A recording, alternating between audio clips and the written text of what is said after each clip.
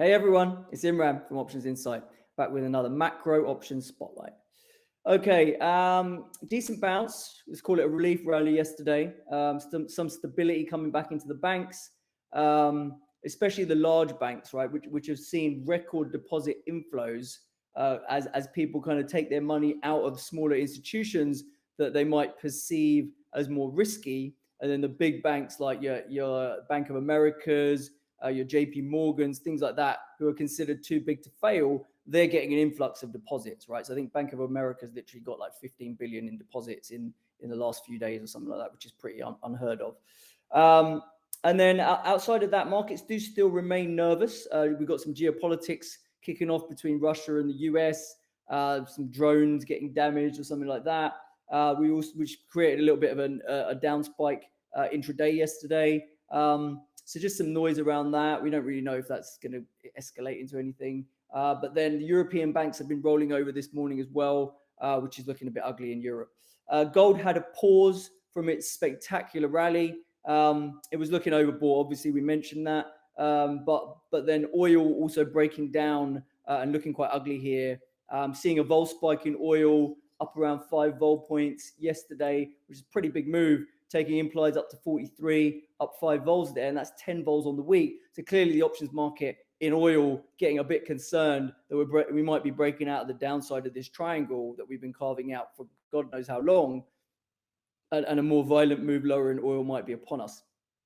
Looking at implied vols in equities, getting hit as you'd expect on the relief rally, but they still do remain elevated. I mean, bear in mind they're still up, anywhere between 3 and 5 vols on the week. European vols, I do think, might get a bit explosive because they were still sub 20, and with a 3% drop this morning, that's going to look quite different now. But remember, these are yesterday's moves. But the moves in European indices are just getting more regular, right? This thing's not realizing sub 10 anymore. If you look, we're in negative carry here, realizing 24, and that was before the 3% move we just had. So I definitely think European vols are going to re-rate to the upside to some extent. Commodity vols outside of oil, though, were all lower. So even though gold has been moving around, vols back to 16, lost a vol and a half, silver vol down 2, gold miners vol down 3. So that all resetting a bit, which, looking at the carry side, quite negative carry now, particularly in silver, which if you think is going to persist, suggests that those gamma levels don't look too bad. Those implied levels don't look too bad to pick up some commodity vol. In terms of skew, holding around median levels, and ignore this NASDAQ print. I don't know why we keep seeing bad prints in terms of the NASDAQ skew. But in general, we're getting median levels kind of back, which is basically saying the market is starting to respect downside tail risk again, right? And get concerned. Now, we think the market will probably need to see what Powell says next week in his press conference to see if a Fed put does exist and if this sort of rates move is actually going to get confirmed by their projections and their feelings about where rates are headed, basically, right? And then lastly, in commodity skew, we've seen 90 percentiles come back across oil, uranium. That gas has been there for a while, but the explosion, the move down that we saw in oil has got oil skew back up pretty elevated, and uranium skew has followed suit, basically. Okay, moving on. If we look at, we said the bank sector is getting trashed. I mean, Credit Suisse really the big name, down 20% today, down 40% on the week. Deposits flying out of there. There's some problems kind of surfacing about their accounting and things like that. So just under a lot of pressure, a lot of the issues that Credit Suisse has had coming back to the fore, and that stock getting taken to the woodshed. You can see here in the banking sub-index in Europe, all these names getting hit. SocGen, BNP, massive banks getting hammered of like 10%, and trading getting halted in some of these names because of the extreme volatility today. Liquidity in the market in general, just really falling out of bed. S&P top of book liquidity at the start of the month, it was like $16 million you could trade on the touch on the S&P futures, and now it's down to 2 million, which is just literally nothing, right? It's crazy for the S&P, the biggest index in the world. You can trade 2 million on the touch. I mean, that is an evaporation of liquidity. Okay, and then at the same time, trading volumes have spiked. So the liquidity's dropped to below COVID low levels, and yet volumes have spiked to kind of in line with like all these peaks in volume. So when you've got rising volume and we've got liquidity dropping, What does that equal? It equals more volatility, basically, right? So until liquidity comes back, you've got to expect intraday vol to remain very, very high. And so therefore don't expect VIX to kind of normalize in the immediate future, right, in the next week or so. Now, throw into the mix, we've got a Fed blackout. We've got the quad witching expiry this Friday. So for us, anything's possible, right? I mean, we're basically not making any assumptions about this week. We think risk control is the key. That's the name of the game right now. No need to take any large concentrated bets in this environment. And as always, utilizing option strategies to take smart risk with limited downside is the only way to add new positions, in my opinion, right? If you don't know how to do that, you know where to come. All right. Now, what trade am I looking at? So again, a way of putting on smart risk using option strategies. For me, we look at the VIX. Okay. So the VIX briefly touched 30 this week. So that qualifies definitely as a vol spike, I would say. This is the chart of the VIX going back, over a year. You can see these spikes.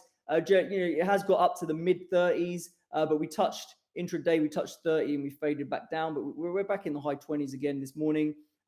Another measure that we see being used to kind of signify how panicky the VIX is this 2-month, 8-month term structure on the VIX. When that gets about above 1 vol backwardation, that's the pure panic territory. And it doesn't tend to stay there for very long, right? So we're in that zone.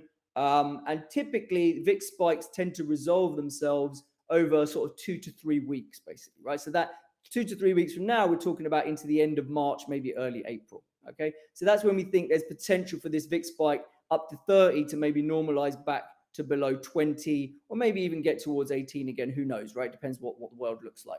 Now, if we get that, we throw into the mix March FOMC on the 22nd. So when you've got 2 to 3 week period that actually captures a big event like the 22nd, like the FOMC, where you often tend to get a volatility reset because the market's really quite, scared into that event of what could happen, and then the vol comes down. That's kind of a catalyst as well for the vol to come down. So we do think that it makes sense that we could get a vol reset into the end of the month. Throw into the mix something that we mentioned in our Spot Gamma live call yesterday with Brent Kachuba, which was that up at around 40.65 on the S&P, there's a massive 31st of March expiry strike that we know the street is long. So if we were to pop above 4,000, which I know doesn't feel amazingly likely right now, but if we were, there's another thing putting a lot of pressure on volatility because the street is very long optionality up there, right? So there's a few things that could play into the idea, the scenario that post FOMC, we get more clarity on the Fed path.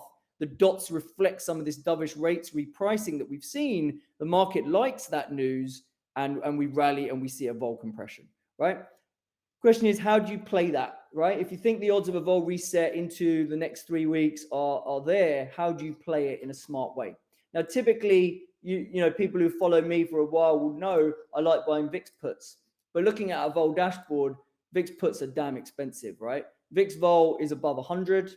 Look at the term structure, right? Short dated puts on VIX. That's an inverted curve on the VIX where you're paying up silly high vol compared to what you normally pay. The thing, isn't really realizing, despite moving around a lot in terms of the vol carry, and, you don't really feel like you want to be buying outright VIX puts because they look very expensive, right? So you're not going to get a ton of leverage on those. You might buy them and then you get a big VIX move down, and because of the vol reset, you make no money. And that's the worst feeling in the world. Buying an option, you get your directional view right and you make no money. So we don't really like buying outright VIX puts here. We bought VIX puts a week or two ago because vol was cheap. Now, obviously, VIX has spiked a lot. Those puts are probably going to go out worthless. But at the time, it made sense given where the vol levels were. If you're going to initiate new downside bets on VIX right now, we don't think buying VIX puts is the way to go. So a little trick that I learned when I was trading, VIX for many, many years, when you're trying to fade the VIX spike, but vols are too expensive to do it, is something called a put calendar. All right, thanks for listening, guys, and I'll catch you all tomorrow. Cheers.